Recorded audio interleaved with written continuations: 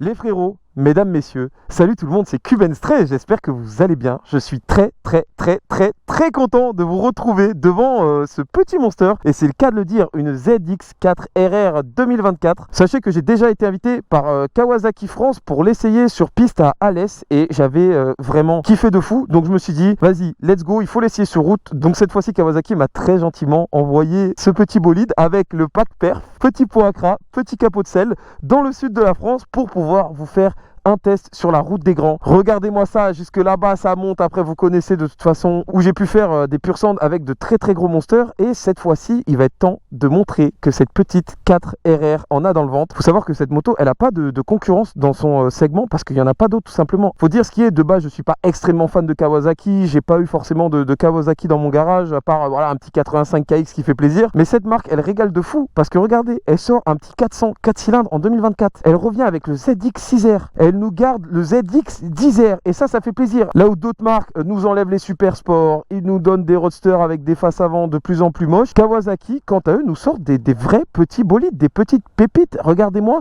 ce cul, regardez-moi cette face avant, sincèrement c'est un 400.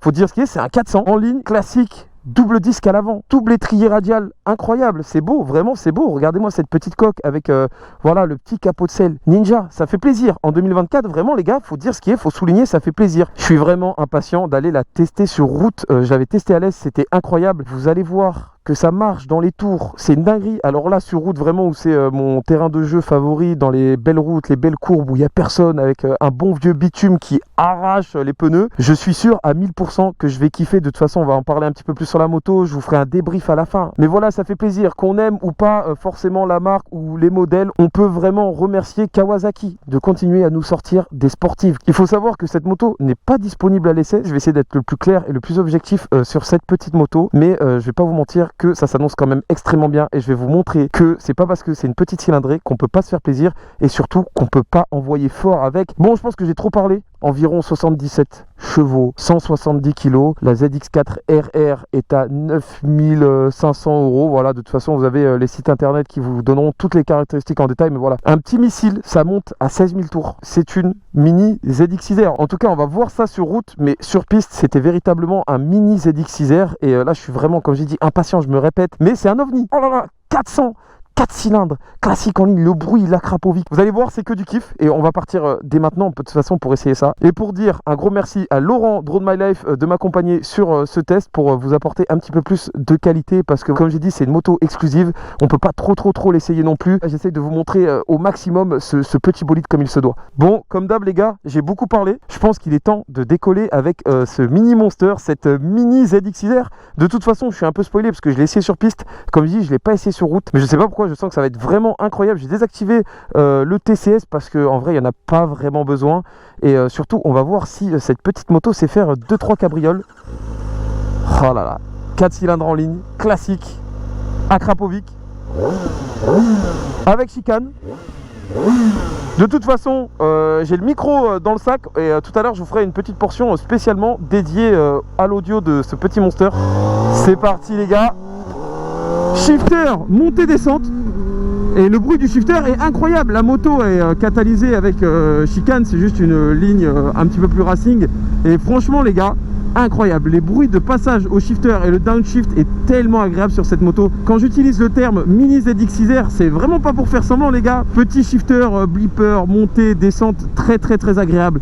Le double disque devant, la petite fourche inversée, vraiment c'est du pur bonheur. Il faut savoir quelque chose de très important, c'est que cette moto n'est malheureusement pas bridable à deux parce que vous allez voir, si on aurait en plus bridé cette petite bête, je sais pas si ça aurait été vraiment agréable à conduire, mais regardez, en deux, hop, tu passes les 12 000, tu montes à 16 000 tours. Incroyable. D'ailleurs bientôt le salon du 2 roues, on va s'y retrouver tous ensemble, tous ceux qui vont venir. Hall 4, Stand Bike Life. Bien évidemment dans le Hall 4 il y a qui? Kawasaki. Pour ceux qui veulent aller voir une petite ZX4RR en vrai, c'est avec plaisir les gars, n'hésitez pas à passer sur leur stand hein. Vraiment comme j'ai dit les gars, ils sont cool, ça fait plaisir. En tout cas je vous ferai un petit débrief à la fin de ce test. Il est temps de voir ce qu'a cette petite ZX4RR dans le ventre. Oh là là, dès que tu dépasses 10 000 tours, c'est une fusée. Shifter,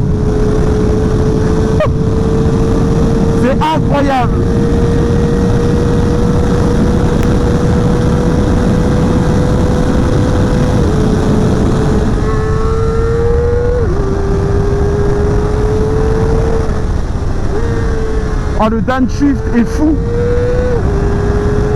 Le coup de gaz électronique.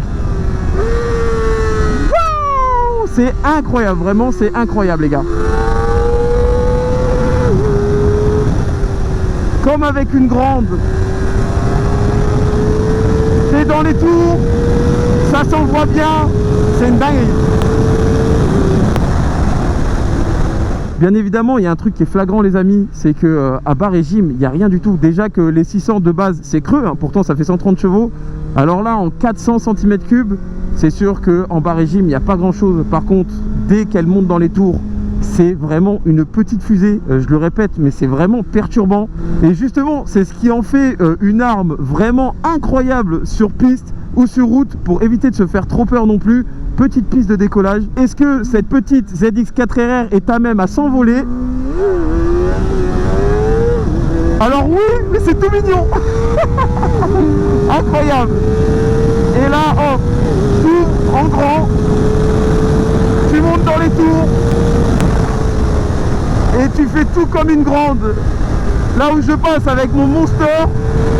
Alors ça se passe aussi vite avec la 4RR, mais ça pousse. C'est incroyable.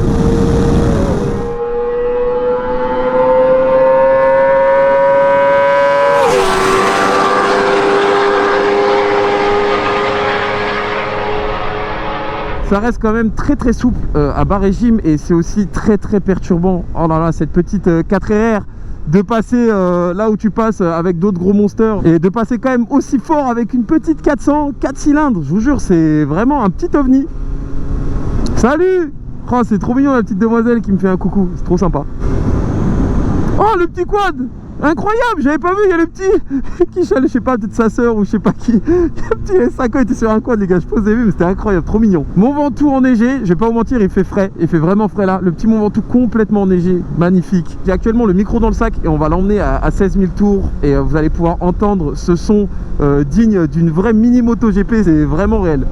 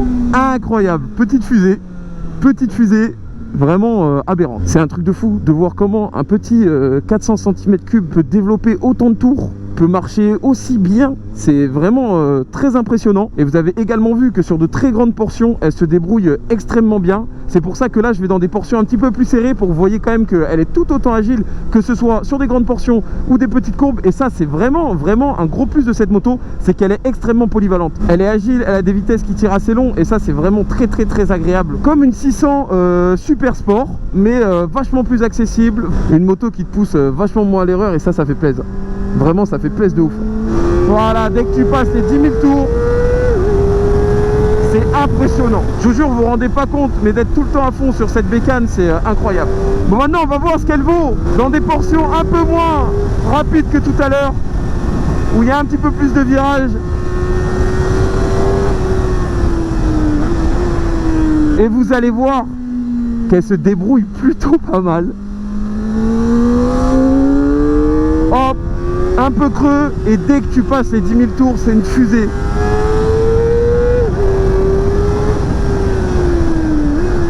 Elle est légère, ça se freine bien. Tu mets du gaz, tu vas pas non plus à des vitesses stratosphériques, mais largement assez de quoi te faire plaisir. Pour un petit 400, c'est impressionnant. Véritablement, cette moto est bluffante.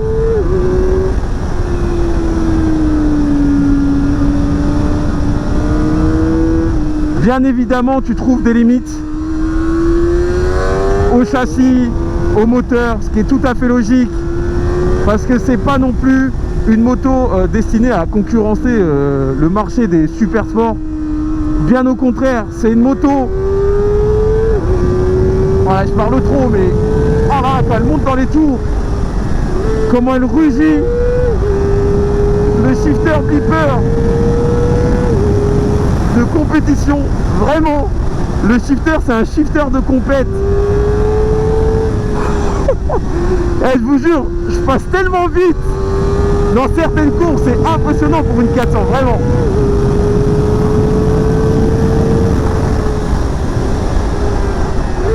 Impatient de voir sur YouTube des ZX4RR versus R1 ZX Blizzard.